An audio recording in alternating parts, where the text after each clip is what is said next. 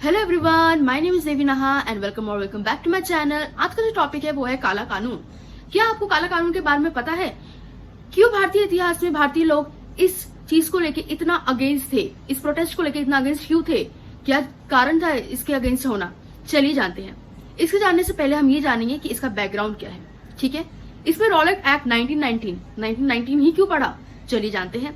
1919 इसलिए पड़ा क्योंकि पहला फर्स्ट वर्ल्ड वॉर हमारा हुआ था, प्रथम विश्व युद्ध हुआ था 1914 से 1918 तक। अब आप लोग मुझे बताएंगे कि फर्स्ट वर्ल्ड वॉर क्यों हुआ और प्लस किन देशों में हुआ, किन देशों के बीच हुआ। ये मैं कमेंट सेक्शन में पिन कर दूंगी या फिर मैं यहाँ पे लगा दूंगी। ऑलराइट, फिर भी आप लोग मुझे कमेंट में बताइए। ठीक है, फर्स्ट वर्ल्ड वॉर जो हुआ 1914 से 1918 तक हुआ। ठीक है, उसके बाद जो ब्रिटिशर्स थे उनको डर था, उनके मन में डर था कि जो भारतीय लोग हैं वो लोग अब अपना इंडिपेंडेंस, अपना स्वतंत्र मांगेंगे हमसे। ठीक है, उनको इस बात का डर था, इसीलिए उन्होंने रॉलेट एक्ट किया। रॉलेट एक्ट में इन्होंने क्या किया था कि वो लोग बंदी बना देते थे। मीन्स उनको जेल में जिनको भी उन पे शक था, जिन पे भी वो लोग देखते थे, अगर उनको किसी पे भी शक होता था वो लोग उनको पकड़ते थे, जेल में डाल देते थे और गंदा सलूक करते थे। ठीक है, अब इसमें कमेटी बिठाई थी। मैं आपको बता देती हूँ, रॉलेट एक्ट में जो कमेटी बनाई थी वो जस्टिस सिडनी रॉलेट, ठीक है, इनके अध्यक्ष में एक कमेटी बनाई गई थी। उस कमेटी को भी कहते हैं रॉलेट एक्ट 1919। अब एक और चीज मैं इसमें ऐड ऑन करती हूँ। इसमें क्या होता है? अनार्शियल एंड रिवॉल्यूशनरी क्राइम्स एक्ट 1919। ठीक है, ये आप याद रख लीजिएगा, मैं यहाँ पे भी लिख दूंगी एक बार कि अनार्शियल एंड रिवॉल्यूशनरी एक्ट 1919। ठीक है, ये इसका नाम था, इसका सिंपल नाम है रॉलेट एक्ट 1919। ठीक है, इसमें हम जानेंगे कि भारतीयों में क्या प्रभाव पड़ा था और प्लस भारतीय को प्रभाव पड़ने से पहले हम ये जानेंगे कि इसमें हुआ क्या था, क्या क्या चीजें होती थी। ऑलराइट, अब हम जानेंगे रॉलेट एक्ट के क्या प्रावधान थे। रॉलेट एक्ट का पहला प्रावधान ये था कि बिना वारंट के गिरफ्तार कर लिया जाता था। इसका क्या मतलब हुआ? अब आप सभी को पता है, पुलिस जो है बिना वारंट के गिरफ्तार मीन्स अरेस्ट नहीं कर सकती किसी को भी। उनके पास वारंट होना चाहिए कि हाँ XYZ जो भी व्यक्ति है उनको हम अरेस्ट कर रहे हैं, हमारे पास वारंट है, मीन्स हमारे पास इंफॉर्मेशन है इस चीज की कि हाँ आपने ये किया है, वॉटेवर जो भी है वो आपने किया है, उस चीज का आपके पास वारंट है। ठीक है, वारंट लेटर के बिना आप किसी को भी अरेस्ट नहीं कर सकते। बट उस टाइम पे ऐसा कुछ भी नहीं था, बिना वारंट के अरेस्ट किया जा रहा था। जिन पे भी शक हो रहा था, फॉर एग्जाम्पल इन पे शक हो रहा था इनको अरेस्ट कर लिया, इन पे शक हो रहा था इनको अरेस्ट कर लिया।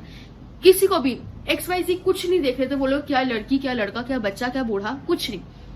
सिंपल उनको पे शक हो रहा था, जस्ट डाउट, सिर्फ डाउट के बेसिस पे वो लोग गिरफ्तार कर ले रहे थे, वो भी बिना वारंट के। तो ये पहला था। दूसरा क्या था?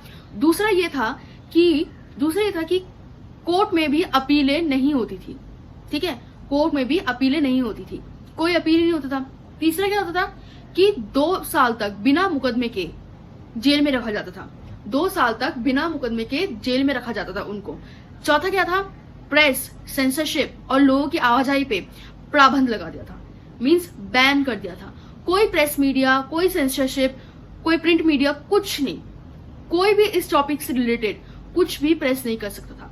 ठीक है, ना कोई न्यूज़पेपर में, ना कोई टीवी टेलीविजन पे, कहीं पे भी इस चीज को लेके कोई भी आवाज नहीं उठा सकता था, क्योंकि वो सब बैन कर दिया था। तो कोई भी आवाज उठाता भी तो वो कोई देख भी नहीं पाता था। ठीक है, ये सारी चीजें किया था रॉलेट एक्ट के टाइम पे। ऑलराइट, अब हम जानेंगे कि भारतीय प्रतिक्रिया क्या था, मीन्स भारतीयों का रिएक्शन क्या था इसमें, उन्होंने क्या रिएक्ट किया था। पहला चीज भारतीयों ने रिएक्ट किया था कि भारतीयों ने तो इसे काला कानून बता दिया था। ठीक है, दूसरा ये था कि महात्मा गांधी ने इसके खिलाफ विरोध शुरू किया था, किसके खिलाफ? रॉलेट एक्ट के खिलाफ। पूरे देश ने इसका विरोध प्रदर्शन किया था, किसके खिलाफ? रॉलेट एक्ट के खिलाफ। अब हम जानेंगे इसका परिणाम क्या हुआ, इसका कॉन्सिक्वेंस क्या हुआ। अब देखिए, इसका कॉन्सिक्वेंस ये हुआ कि पूरे भारत देश में अफरा तफरी मच चुकी थी, मीन्स पूरे देश में तनाव बढ़ चुका था। किसके लिए? रॉलेट एक्ट के लिए। इसमें सबसे बड़ी अफरा तफरी कहाँ हुई? बड़ी अफरा तफरी हुई जलियांवाला बाग हत्याकांड में हुई। That means Jallianwala Bagh massacre 1919। ठीक है, उसमें क्या हुआ? जनरल डायर ने क्या किया था, जब भीड़ हुई, जब प्रोटेस्ट होता है तो प्रोटेस्ट में क्या होता है? भीड़ लगती है, सब लोग एकजुट होते, एक जगह पे होते हैं। अमृतसर में क्या हुआ था? जनरल डायर ने जब उन्होंने देखा कि सब लोग यहाँ पे इकट्ठे हो रखे, वहां पे उन्होंने गोली बरसा दी। अब वहां पे बहुत लोगों की मौत हो चुकी थी, तो यही इसका परिणाम लिखना था। अब हम लोग जानेंगे इसका निष्कर्ष क्या था, मीन्स इसका कंक्लूजन क्या था। अब ये एक टर्निंग पॉइंट बन चुका था, पूरे देश के लिए, क्योंकि सारे देशवासी एकजुट हो चुके थे आजादी की लड़ाई के लिए, ठीक है।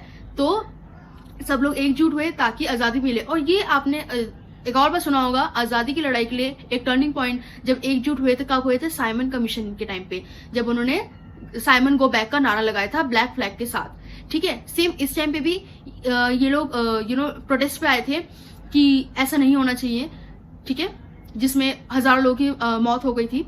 इसका नेक्स्ट वीडियो जो आएगा वो आएगा जलियांवाला हत्याकांड के बारे में, वो भी बहुत इंटरेस्टिंग टॉपिक है। अगर आप लोग जानना चाहते हैं तो प्लीज कमेंट डाउन कीजिएगा और मैं नेक्स्ट वीडियो लाऊंगी जलियांवाला बाग हत्याकांड में। अगर आपको ये वीडियो अच्छी लगी तो please like comment and share. अगर आपको कोई भी क्वेश्चन पूछना है तो लाइक कमेंट एंड शेयर से पहले आप लोग क्वेश्चन पूछिए एंड देन वो कीजिए। Alright, so thanks for watching this video and good bye.